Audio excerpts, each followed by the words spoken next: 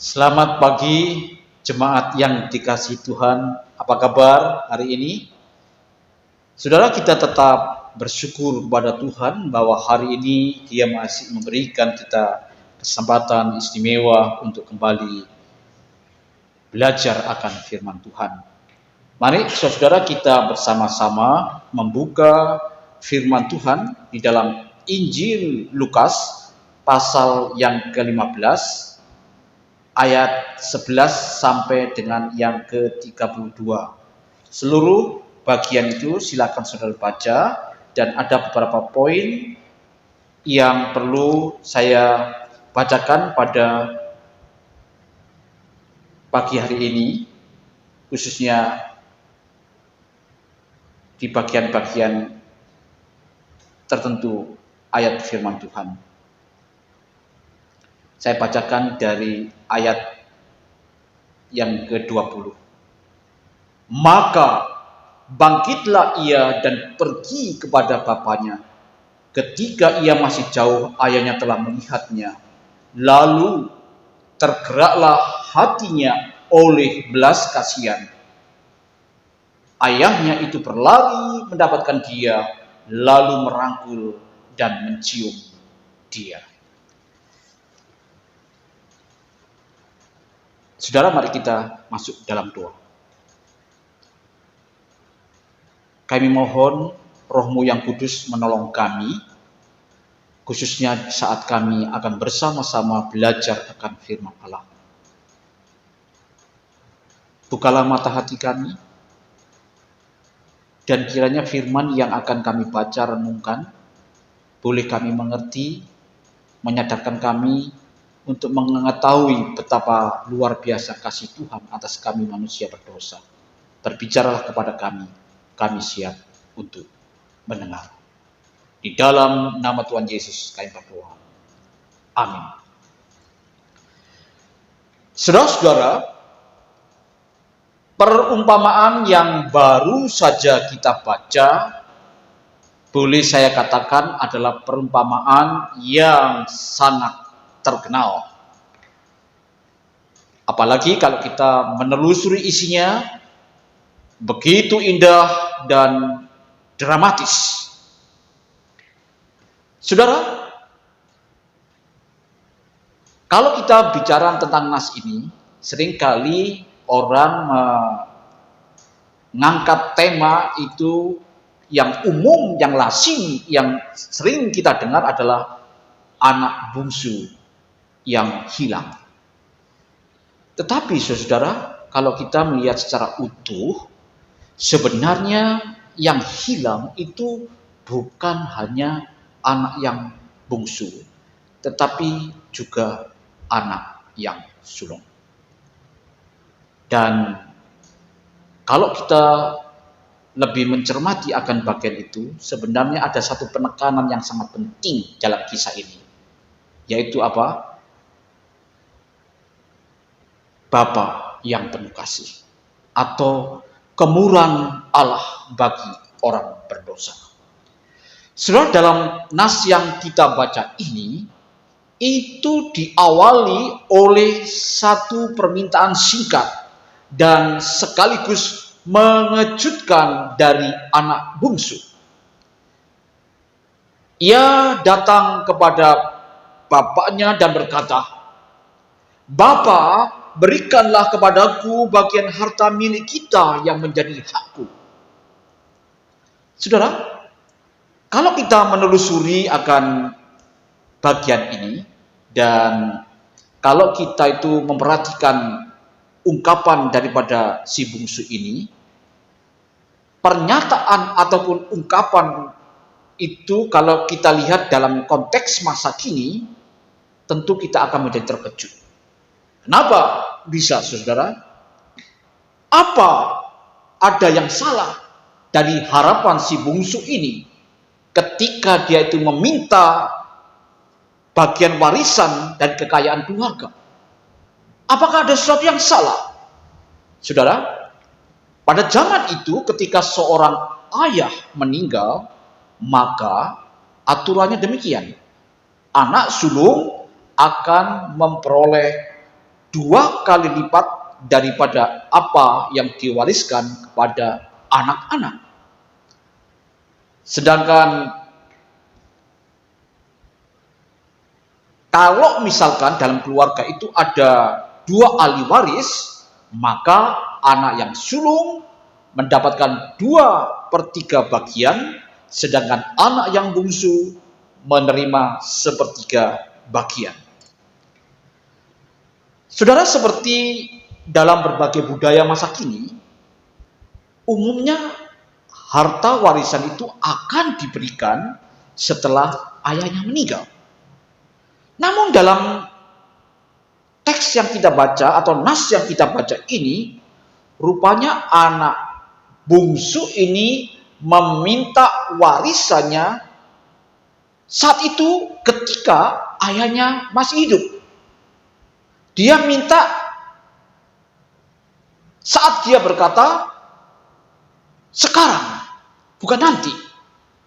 Saudara, kalau kita cermati, maka boleh saya katakan tindakan daripada si anak bungsu ini menunjukkan sikap yang tidak hormat. Dia meminta warisan ketika ayahnya masih hidup, dan sebenarnya saudara, sejatinya kalau seorang anak meminta warisan ketika masih hidup, dalam konteks waktu itu sebetulnya dia sedang menginginkan akan kematian ayahnya. Nah saudara, ketika si bungsu menghadap ayahnya, ia berkata, berikanlah kepadaku bagian yang menjadi hakku. Maka dalam konteks budaya waktu itu, sikap menghormati orang yang lebih tua dan secara khusus orang tua adalah sesuatu yang sangat penting. Kalau sampai muncul saudara permintaan semacam itu, maka sebenarnya saudara, orang tua punya kewenangan untuk memukul fisik anak tersebut dan mengusirnya. Tetapi mari kita perhatikan kisah perumpamaan ini. Respon daripada bapak dalam kisah ini berbeda, saudara. Ia tidak melakukan sebagaimana aturan budaya yang berlaku saat itu. Ia justru membagikan harta kekayaan di antara mereka. Saudara, menurut beberapa penafsir, harta kekayaan sang ayah dalam nas ini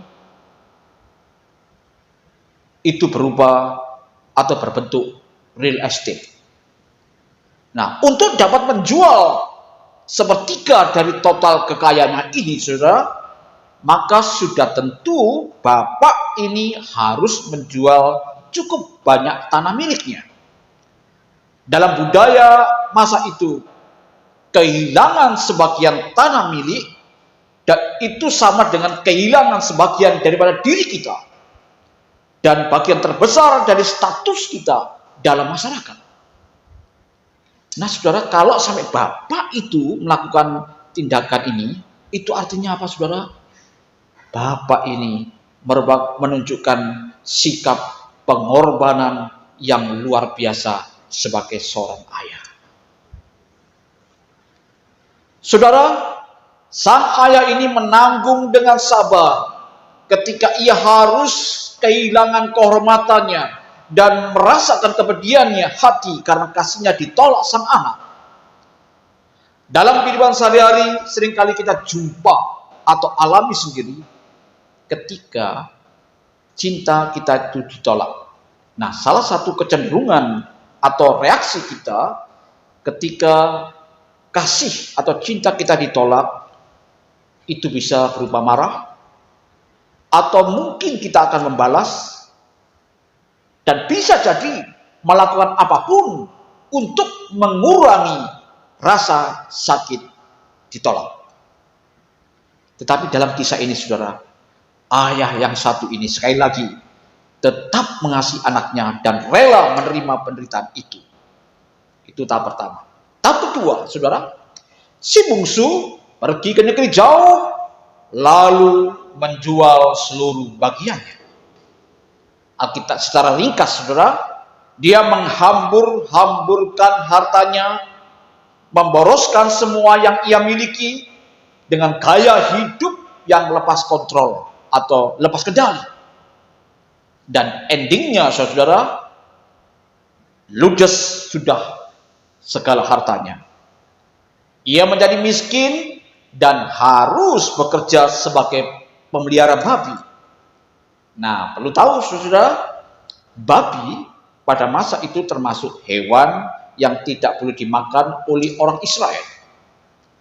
Karena itu, saudara, profesi sebagai pemelihara babi adalah pekerjaan yang dipandang rendah oleh orang Yahudi, dan pekerjaan tersebut biasanya dilakukan oleh orang kafir. Saudara, ketika si bungsu sudah pada titik nadir, mengalami keterpurukan dan berkubang dalam lumpur bersama babi, Alkitab ceritakan, kalau saya boleh pakai istilah, ia kembali kepada akal sehatnya, tanda kutip.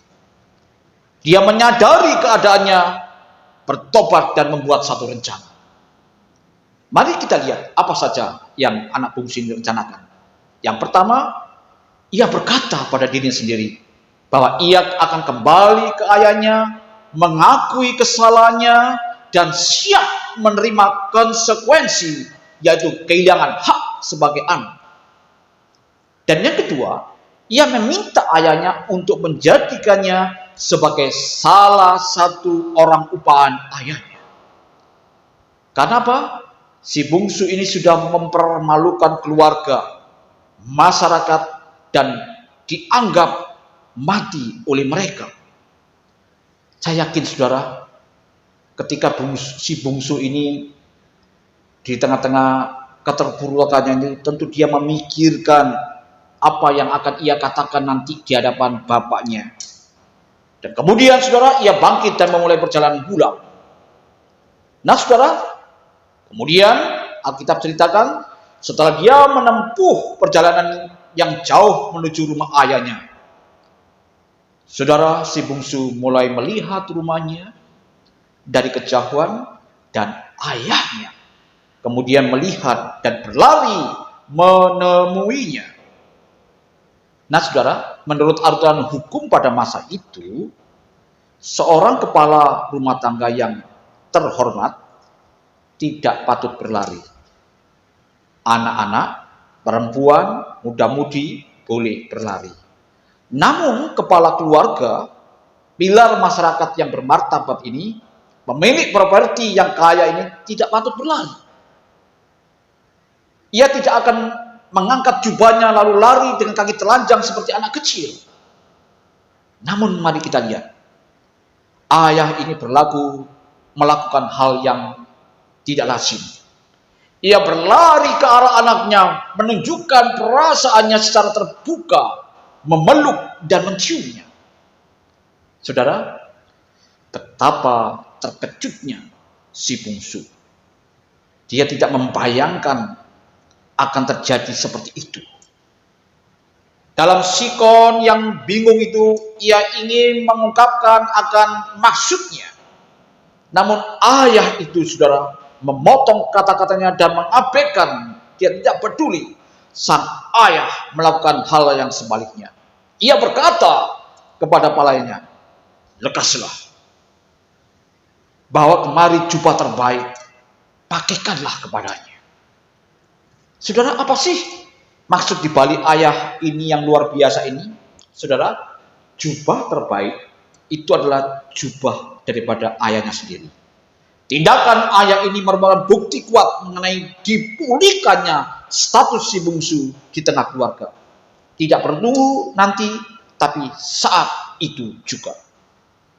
Ia juga memerintahkan para pelayannya untuk membersihkan pesta perayaan dengan menyembelih anak lembu tambun sebagai hidangan utama.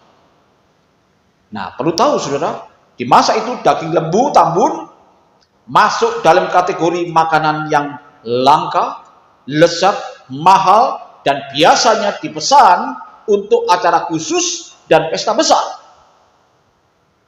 Bisa jadi, saudara, penduduk yang ada tinggal di sekitar desa itu diundang. Pesta disiapkan dengan matang, dan semuanya kembali adalah untuk merayakan kembalinya si bungsu.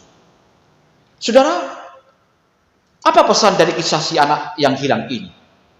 Ini saudara, kasih dan pengampunan Tuhan dapat memaafkan dan memulihkan manusia dari segala dosa dan kesalahannya. Tidak peduli siapa kita dan apa yang telah kita lakukan. Tidak masalah betapa kelamnya masa lalu kita atau seberapa parah hidup saudara menyalahgunakan akan kebebasan diri sendiri. Saudara, di dalam Tuhan ada anugerah yang begitu besar. Tidak ada kejahatan penyimpangan yang tidak bisa diampuni kecuali untuk penghujatan Roh Kudus, ya. Saudara, anugerah Allah itu melampaui kebejatan kita. Kasih dan perkenanan Allah Bapa benar-benar gratis. Saudara, gratis itu bukan berarti murahan. Ya. Gratis di sini adalah suatu bentuk pemberian yang penuh dengan pengorbanan. Yang kedua, mari kita lihat anak sulung. Saudara, ketika si anak sulung ini mendengar bahwa dari para hamba ayahnya bahwa anak bungsu telah kembali dan statusnya dipulihkan oleh ayahnya, kita lihat reaksinya bagaimana? Ia menjadi sangat marah. Kali ini saudara, giliran si sulung yang bikin malu ayahnya. Ia menolak hadir di pesta besar itu yang diadakan oleh ayahnya. Ia tetap di luar dan secara terang-terangan menyuarakan penolakan terhadap tindakan ayahnya. Saudara, sikap ini memaksa sang ayah keluar dan berbicara kepada anak sulung itu. Ia meminta anak sulungnya untuk masuk, namun saudara, si sulung ini terus saja menolak. Saudara, mengapa sih si sulung ini begitu marah? Pertama, saudara, ada alasannya.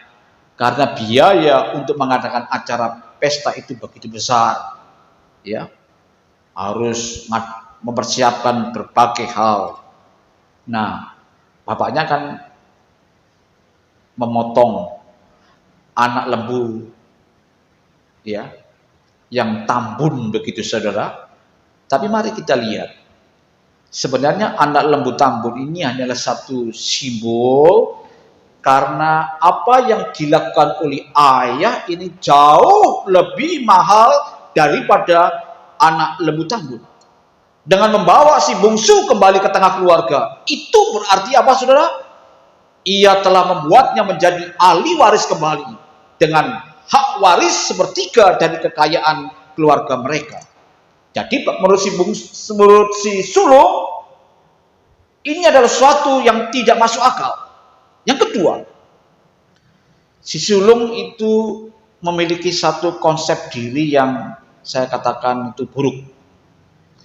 Dia memiliki satu mentalitas seorang yang hanya sekedar upahan begitu. Dia bilang, aku telah bekerja, gini bilang. Sedangkan si bungsu itu layak diusir. Tapi kenapa Bapak malah melimpahi dengan kekayaan? Apakah itu adil? Nah saudara, kemudian si sulung ini mengeluarkan serangkaian catatan kebaikannya. Kalau saya boleh bahasakan dalam bahasa sekarang itu, jadi aku punya hak dong. Mestinya dalam hal ini aku diajak konsultasi sama Bapak mengenai hal ini. Jadi Bapak tidak memiliki hak untuk mengambil keputusannya secara sepihak. Saudara, tindakan daripada si sulung ini sungguh-sungguh menghina ayahnya. Ia menolak untuk menyapa ayahnya dengan cara yang terhormat. Sebagai mestinya dalam konteks budaya masa itu, di mana orang muda menghormati yang lebih tua. Tetapi ia tidak memanggil bapaknya dengan bapak yang terhormat, tetapi malah menegur dengan tajam. Bapak, lihatlah. Bukankah ini satu sikap yang kebablasan, keterlaluan dari seorang anak kepada bapaknya? Saudara, mari kita lihat inti daripada kisah ini. Ayah dalam konteks ini memiliki respon terhadap pemberontakan anak sulungnya. Apa yang dilakukannya? Seorang ayah pada masa itu bisa saja dan punya kewenangan untuk mengusir si sulung pada saat itu juga.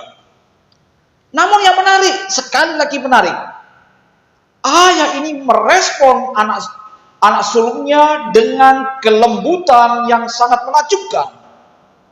Dia bilang, anakku, meskipun kamu telah menghina aku di depan umum, aku tetap menginginkan engkau hadir dalam pesta itu. Aku tidak mengusir adikmu, tetapi aku juga tidak ingin mengusirmu. Apa yang terlontar dari mulut si ayah ini merupakan cerminan atau permintaan penuh belas kasih yang mengejutkan dan dramatis. Saudara, kisah ini membawa kita untuk mengenal semua karakter dari si bungsu yang tidak taat, tetapi juga mengenai si sulung yang bersikap menghakimi. Tetapi yang lebih dari semua itu adalah sang Bapa yang penuh kasih, yang memberi pengampunan bagi orang yang berdosa. Kisah ini menunjukkan satu kelembutan dan kesabaran ilahi. Saudara, baik si bungsu maupun si sulung, dua-duanya sama-sama hilang. Kalau misalkan saudara mengidentifikasikan diri, di manakah saudara saat ini? Seperti si bungsu atau seperti si sulung? Seberapa besar keberdosaan saudara? Anugerah Allah itu lebih dari cukup. Kemurahannya nyata bagi orang berdosa. Ia mengasihi kita, mengasihi saudara, mengasihi saya. Kekelaman masa lalu, kalau itu sudah kita mengalami perjumpaan dengan Tuhan, kita akan mengalami pengampunannya. Saudara, kasih-Nya begitu besar atas kita. Kemurahan Allah bagi pendosa itu luar biasa. Apakah saudara sungguh-sungguh adalah orang yang menyadari diri adalah orang berdosa? Dan saudara menyesali akan keberadaan saudara? Atau mungkin saudara merasa menjadi orang yang merasa, oh aku lebih baik daripada itu. Ingat saudara, kita masing adalah orang berdosa. Kita membutuhkan pengampunan yang luar biasa dari Tuhan kita Yesus Kristus. Di dalam Tuhan ada kasih yang besar yang dilimpahkan kepada kita. Kita berdoa. Terima kasih untuk firman-Mu yang sudah kami dengar pada pagi hari ini. Kiranya apa yang sudah kami dengar boleh menolong kami untuk mengoreksi status kami di hadapan Engkau. Tolong Tuhan agar kami tidak menjadi orang-orang yang hidupnya menyia-nyiakan hari-hari yang ada, tapi biarlah kami sungguh-sungguh menyadari bahwa Allah yang kami kenal, Allah yang kami sembah adalah Allah yang luar biasa. Allah yang penuh kemurahan, mengasihi kami orang-orang yang berdosa ini. Terima kasih untuk belas kasih Tuhan yang begitu luar biasa atas kami. Dia rela berkorban bagi kami orang berdosa. Terima kasih Bapa. Dalam nama Tuhan Yesus kami berdoa. Amin.